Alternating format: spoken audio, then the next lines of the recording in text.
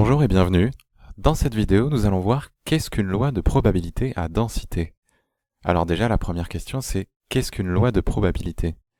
Prenons un exemple, le plus classique des exemples en probabilité. Je lance un dé non truqué à 6 faces. Quel est le résultat?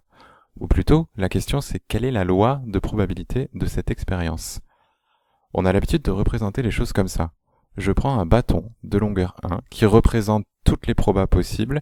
Comme toutes les faces ont la même chance d'arriver, je coupe en 6 parts égales et je répartis ça sur un beau graphique. Et j'en conclus que chaque face du dé a une chance sur 6 de sortir. Je peux aussi représenter cette loi de probabilité avec un tableau où je note tous les résultats possibles et la probabilité de chaque résultat. Évidemment, dans d'autres situations, tous les résultats n'ont pas la même chance d'arriver. Prenons un autre exemple un peu plus complexe. J'ai un QCM de 10 questions. Chaque question, je réponds totalement au hasard parmi 4 réponses. Une seule est la bonne. Sur 10 questions, combien je peux obtenir de bonnes réponses? Alors, cette fois-ci, il y a 11 choix possibles, entre 1 et 10 bonnes réponses, plus aussi 0 bonne réponse. Mais chaque résultat n'a pas la même probabilité d'arriver. Alors, le but, c'est pas de résoudre cet exercice ici, mais pour info, voici la loi de probabilité. On voit que le nombre de bonnes réponses le plus probable est 2. Je peux aussi représenter ceci dans un tableau. Alors j'ai pas mis 7 et 8, 9, 10 où il y a vraiment très peu de chance.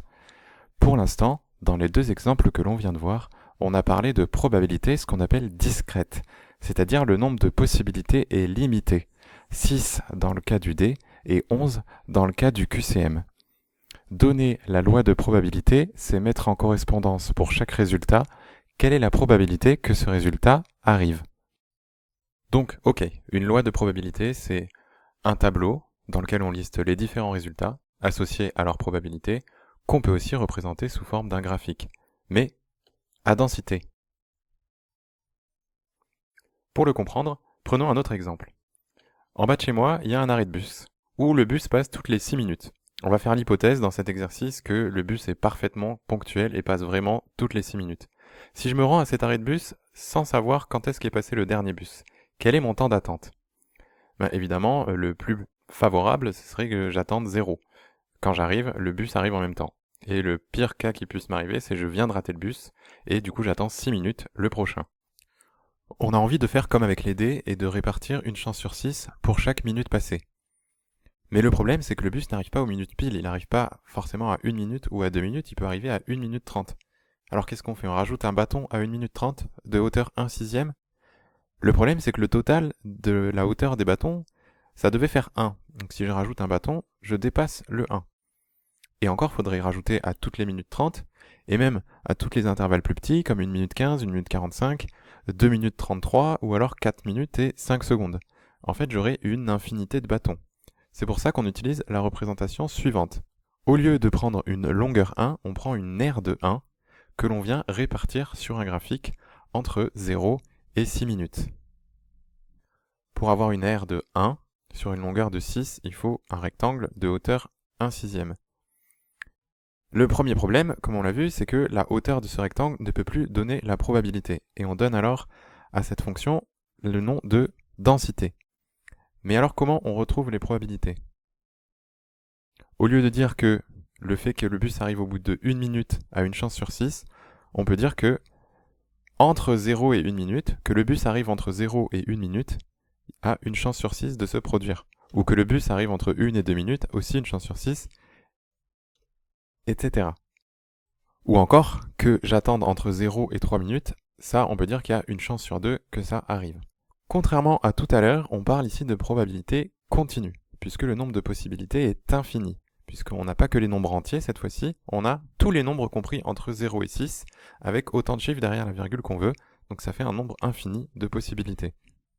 Le premier truc vraiment pas intuitif à propos de ça, c'est que la probabilité d'un événement en particulier est égale à 0. La probabilité d'attendre 1 minute pile est égale à 0, puisque 1 minute, c'est un nombre noyé parmi une infinité de nombres entre 0 et 6.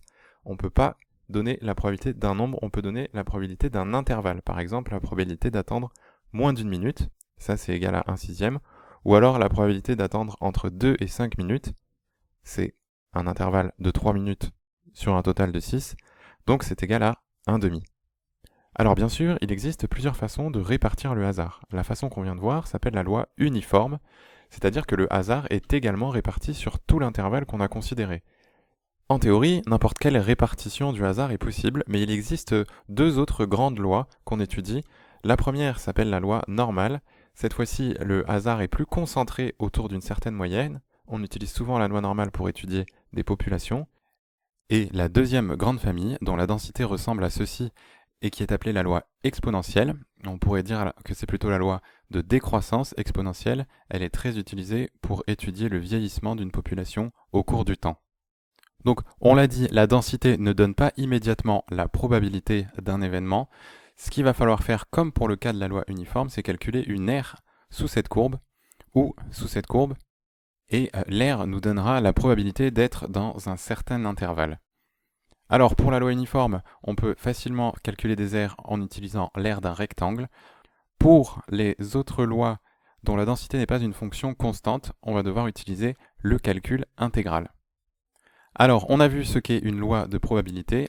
Dans le cas des probabilités continues, trouver la loi de probabilité, en fait, c'est donner la fonction densité, c'est-à-dire donner la façon dont sont réparties les probabilités sur un intervalle. À peu près n'importe quelle fonction peut faire office de densité à certaines conditions, dont la principale est que l'aire qui est répartie sous cette courbe doit être égale à 1. Alors, pour rentrer un peu plus dans la théorie, une densité, c'est une fonction qu'on appellera f par exemple, définie sur un intervalle AB. Donc l'intervalle, ça peut être des nombres réels, comme 0,6 tout à l'heure. Ça peut être aussi un intervalle infiniment grand, comme 0 plus l'infini, ou même l'ensemble des réels tout entier. Cette fonction, il faut aussi qu'elle soit continue et positive, puisqu'une probabilité ne peut pas être négative. Et enfin, la condition principale, c'est que l'aire sous cette courbe, sur cet intervalle, soit égale à 1. C'est-à-dire, en termes d'intégrale, qu'on doit avoir l'intégrale de a à b de cette fonction qui doit être égale à 1. Et une fois qu'on a cette fonction densité, et qu'on a vérifié toutes ces conditions, on peut calculer une probabilité.